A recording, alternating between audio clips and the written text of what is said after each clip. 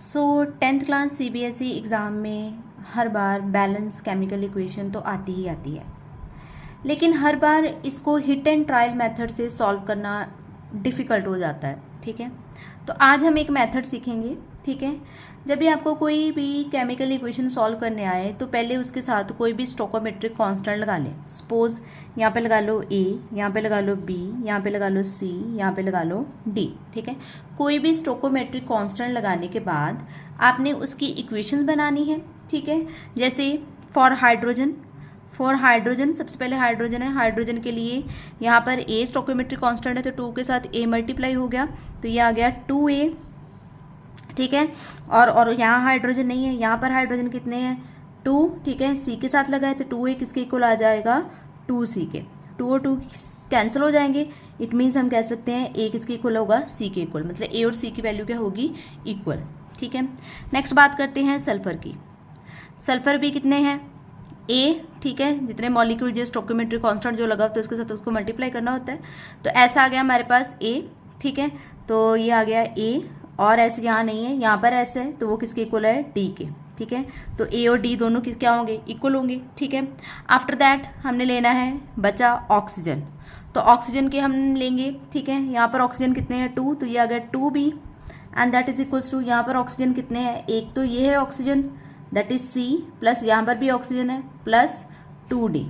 ठीक है, इसके बाद आपने क्या करना है, किसी भी एक वैल्यू को कंसिडर कर लेना है। ठीक है, जैसे हमारे पास यहाँ पर हाइड्रोजन फर्स्ट में चेक कर लो, जैसे मैं फर्स्ट में देख रही हूँ हाइड्रोजन कितने हैं 2। ठीक है, तो मैं कंसिडर कर लेती हूँ, हमारे पास लेट कर लेती हूँ जितने यहाँ पर जिसकी वैल्यू भी आप कंसिडर कर लो, पहले उसको चेक कर लो कि इस साइड कितने हैं। जैसे 2 लगे हैं हाइड्रोजन, तो मैं लेट कर लेती हूँ A हमारे पास कितना है 2। ठीक है, अब यहाँ पर इक्वेशन में हम सब्स्टिट्यूट करेंगे, अगर A 2 है तो फ्रॉम दिस इक्वेशन A और C दोनों इक्वल हैं। अगर A 2 है तो C भी हमारा क्या होगा 2। ठीक है, ये हो गया। अब A और D भी इक्वल है, फ्रॉम सेकेंड इक्वेशन A और D भी इक्वल है, अगर A 2 है तो D भी हमारा हो गया 2। ठीक है, हो गया 2।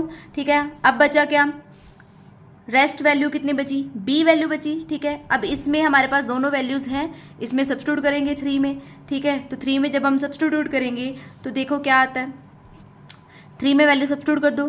3 में 2B हमने फाइंड करना है, C है हमारा 2, D भी है हमारा 2, 2 into 2 that is 2 plus 4 and that is equals to 6। So B की वैल्यू हमारे पास कितनी आ गई यहाँ पर 6/2 दैट इज 3।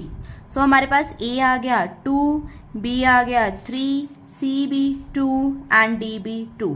ठीक है, इस मेथड से आप जब वैल्यूज यहाँ सब्स्टिट्यूट करोगे तो आपके पास बैलेंस केमिकल इक्वेशंस क्या आएगी, that is equals to H2S plus O2 to give H2O plus SO2।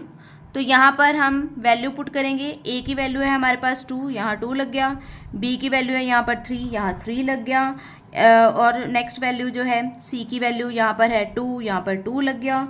ठीक है, और यहाँ पर भी रेस्ट 2 वैल्यू आ गई।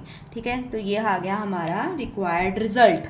ठीक है, यहाँ पर भी 2, यहाँ पर 3, यहाँ पर 2, यहाँ पर 2।